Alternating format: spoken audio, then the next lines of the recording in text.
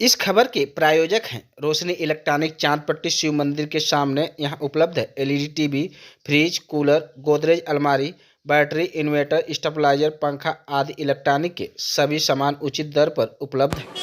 नमस्कार, मैं हूं जीवन का सब। इस समय हम लोग बिलेजागंज में मौजूद हैं। कुछ दिन पहले एक वीडियो सोशल मीडिया पर बहुत तेज़ी से वायरल हो रहा था। इनकी जानकारी लेने के लिए हम लोग अरविंद गुप्ता जी से मिलने आए हैं और इनके साथ बड़ी घटना घटी है। दबंगों ने मारपीट करके पैर को तोड़ दिया है, काफ़ी चोटें भी आई हैं और इस संबंध में क्या क्या हुआ है इनसे जानकारी लेंगे कि क्यों ऐसी घटना घटी। तो क्या नाम पड़ेगा सर आपका? मेरा नाम अरविंद गुप्ता है। मैं भारतीय जनता पार्टी का समर्पित सिपाही हूँ। एक्चुअल हमारे बाज़ार में रेस्टोरेंट के नाम पे कुछ रेस्टोरेंट संचालकों द्वारा रेस्टोरेंट के आड़ में देह व्यापार का धंधा किया जा रहा था, जिसकी शिकायत मेरे द्वारा लगातार ट्विटर हैंडल से लेके सोशल प्लेटफॉर्म से लेके अधिकारियों तक लिखित शिकायत तक मैंने किया है। जिसके विगत में भी मैंने 10 क्षेत्र पर भी शिकायत किया था, तो सिर्फ खाना पूर्ति करके छोड़ दिया गया था। लेकिन इस बार के कार्रवाई में एसडीएम सगड़ी और सीओ सगड़ी महोदय के नेतृत्व में औचक निरीक्षण में 13 जोड़े छापे में पाए गए थे, तो उनको 151 में कार्रवाई करके खाना पूर्ति करके छोड़ दिया गया था। इस मसले को मैं लगातार उठा रहा था, उसके बाद भी रेस्टोरेंट संचालकों द्वारा बदस्तूर वो प्रतिक्रिया जारी रही थी, तो मैं लगातार इस चीज़ को उठा रहा था। उसके बाद भी एक दिन कार्रवाई में एक जोड़ा पकड़ा गया था, तो ये चीज़ें बंद नहीं हो रही थी।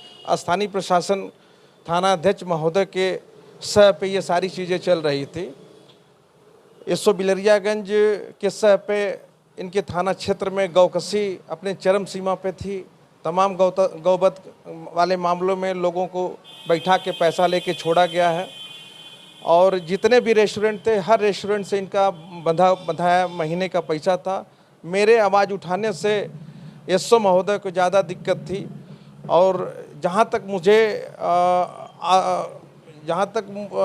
इनका पूरा प्रयास था कि पहले मैं इनको किसी मुकदमे में फंसा लूँ। जब ये मुकदमे में फंसा नहीं पाए, तो ये जितने अपराधी थे उस दिन घटना में शामिल, जो कुछ वीडियो में दिख रहे हैं, कुछ घटनास्थल से 20 मीटर दूर जो असली साजिशकर्ता हैं, असली साजिशकर्ता में मनीष द्विवेदी पुत्र त्रिपुरारी द्विवेदी निवासी भगतपुर और सूर्य प्रकाश दुबे उर्फ डब्लू दुबे निवासी भगतपुर और शैलेंद्र तिवारी पूर्व मंडल अध्यक्ष भीमबर, ये मेन साजिश करता थे। घटनास्थल से 20 मीटर या 25 मीटर की दूरी पे डब्लू दुबे की गाड़ी खड़ी थी।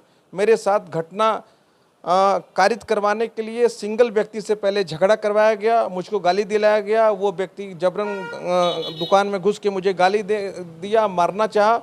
जब उसमें कहा सुनी हुई, तो ये आवाज़ सुन के पूरी टीम इनकी 5 से 6 लोग अंदर घुसे। कुछ चैनल के पास खड़े थे, कुछ रोड इस पार अवैध हथियारों से लैस लोग खड़े थे कि अगर मैं दुकान से बाहर निकलूँ तो मुझे गोली मार दिया जाता। ये पूरी प्री प्लानिंग योजना के तहत ये एसओ के सह पे घटना कराया गया है। इस एसओ के रहते मेरे साथ कभी भी कोई भी अप्रिय घटना घटित कराई जा सकती है। अगर मेरे साथ कोई घटना घटित होती है तो इसकी सारी जिम्मेदारी थाना अध्यक्ष बिलरियागंज की होगी। सर, एक आप पदाधिकारी हैं, भाजपा की सरकार है, लोग कहते हैं कि भाजपा सरकार में गुंडागर्दी नहीं है, लेकिन खुलेआम आपकी पिटाई की जा रही है, तो क्या कहना चाहेंगे? मैं इस विषय सिर्फ इतना कहूँगा कि हमारे प्रदेश के मुखिया परम पूज्य मुख्यमंत्री यशस्वी योगी आदित्यनाथ जी महाराज अपराधियों में जाति नहीं ढूंढते हैं, लेकिन आजमगढ़ भाजपा में भाजपा के नेता अपराधियों में जाति ढूंढते हैं। मेरे साथ यही हो रहा है कि जो अपराधी हैं एक जात विशेष से ताल्लुक़ रखते हैं और मेरे दल के कुछ उस जात से ताल्लुक़ रखने वाले नेता उन अपराधियों के साथ खुला संरक्षण, खुला राजनीतिक बैकअप दे रहे हैं। मेरे साथ अन्याय हो रहा है। आज 5 दिन की घटना हो गई, जिले का कोई बड़ा नेता, 1-2 लोगों को छोड़ दिया जाए, जिसमें जयनाथ सिंह और रामपाल सिंह को छोड़ दिया जाए, तो कोई भी नेता मेरे दरवाजे झांकने भर का नहीं हुआ है। सर, बड़ी घटना है कि आप मुकदमा उन लोगों के खिलाफ दर्ज होता है और कुछ ही समय में आपके ऊपर SC/ST दर्ज करा दिया जाता है, तो क्या किसकी साजिश करता है? अब इस घटना का सीसीटीवी फुटेज आप लोग देखेंगे तो पूरे घटनाक्रम में मैं सीसीटीवी फुटेज के अंदर हूँ और एक मेरे ऊपर जानलेवा हमला किया जाता। आप वीडियो देख के अंदाज़ा लगा सकते हैं कि उस हमला में कोई कैसे बच गया। मेरे ऊपर जानलेवा हमला भी कराया जाता है और मेरे खिलाफ एसओ के प्लानिंग के तहत ये जो साजिश करता है मनीष द्विवेदी और डब्लू दुबे और शैलेंद्र तिवारी, ये मतलब घटना के दिन भी रात के 12 बजे थाने में बैठ के एसओ के साथ प्लानिंग में शामिल थे और इन एसओ के द्वारा ये घटना जो मेरे खिलाफ क्रॉस एफआईआर हुआ है, एसओ के साजिश पे मेरे खिलाफ क्रॉस एफआईआर कराया गया है। और ईश्वर के घर देर है अंधेर नहीं है, सच्चाई परेशान हो सकती है, पराजित नहीं हो सकती है। एसओ के कुकर्म एसओ के ले डूबेंगे, ईश्वर ने चाहा तो एसओ यहीं से निलंबित होके जाएंगे, क्योंकि सच्चाई होती है। और किसी घटना को अगर फर्जी घटना को आप सच बना के पेश करना चाहोगे तो फर्जी ही रहेगी, लाख कोशिश कर लो कामयाब नहीं हो पाओगे।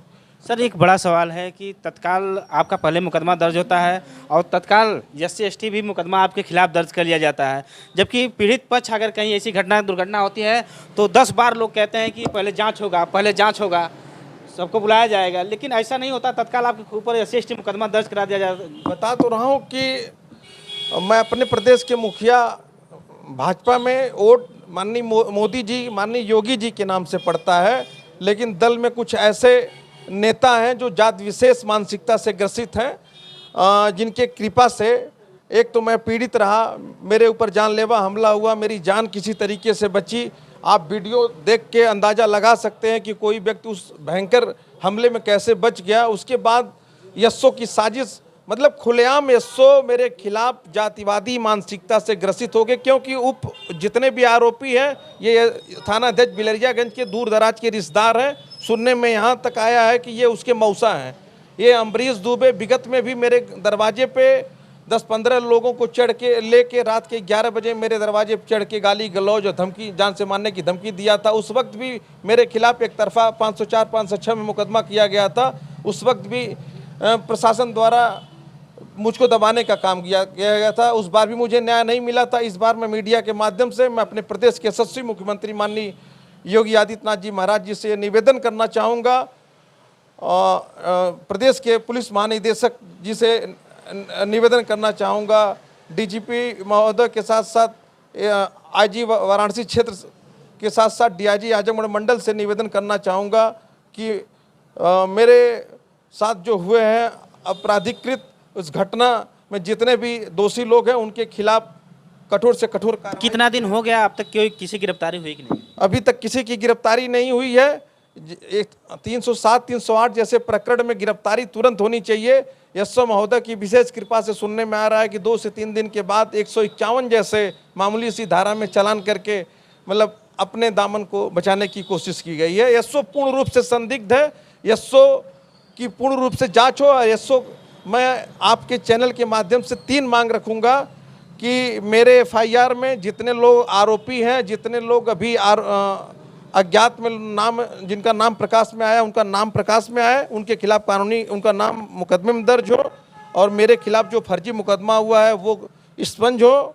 और ये नहीं होता तो आगे क्या, किससे आप न्याय की गुहार लगाएंगे, किससे उम्मीद कर रहे हैं? मैं अपने पूरे परिवार के साथ माननीय मुखिया, प्रदेश के मुखिया बाबा के दरबार में जाएंगे, वहीं पे अपनी बात रखेंगे। न्याय मिला तो ठीक है, नहीं न्याय मिला तो हम लोग आमरण अनशन पे बैठ के वहीं पे अपना देह त्याग देंगे। क्या किया जाएगा? जब अपनी सरकार में, अपने पार्टी में अगर न्याय नहीं मिल पाएगा तो मजबूरी है कि कुछ न कुछ करना ही पड़ेगा। अगर जैसे पूरा विश्वास है कि हमारे प्रदेश के मुखिया संत हैं, वो किसी जात विशेष से ताल्लुक़ नहीं रखते हैं, अपराधियों को तो वो काल है। तो जहाँ तक बस खाली खबर पहुंचने भर की देर है, अगर मुखिया के पास, प्रदेश के मुखिया के पास खबर हमारी पहुंच गई तो निस्संदेह मुझे भरोसा है कि मेरे साथ इंसाफ होगा और जो भी दोषी इसमें थाना अध्यक्ष बिलरियागंज से लेके जो भी इसमें मुलजिमान है, सबके खिलाफ कठोर से कठोर कार्रवाई होगी, मुझे पूरा भरोसा है। तो देख सकते हैं कि देह व्यापार के चक्कर में जिन्होंने बार बार बहन बेटियों की इज्जत बचाने की कोशिश की है, उनके साथ ये दशा हुई है कि आप सोचने को मजबूर हो जाएंगे। और आज लगभग हफ्तों दिन बीत गया, लेकिन मुकदमा तो दर्ज हुआ, लेकिन अभी तक अपराधी खुले आसमान में घूम रहे हैं, लगातार धमकियां दे रहे हैं और अभी तक किसी की गिरफ्तारी नहीं हुई है, जिससे पूरा परिवार डरा सहमा हुआ है। और बहुत जल्द ही मुख्यमंत्री से मिलेंगे और न्याय की गुहार लगाएंगे। आप हमारे साथ बने रहिए, लगातार हम आपको अपडेट दिखाते रहेंगे। नमस्कार।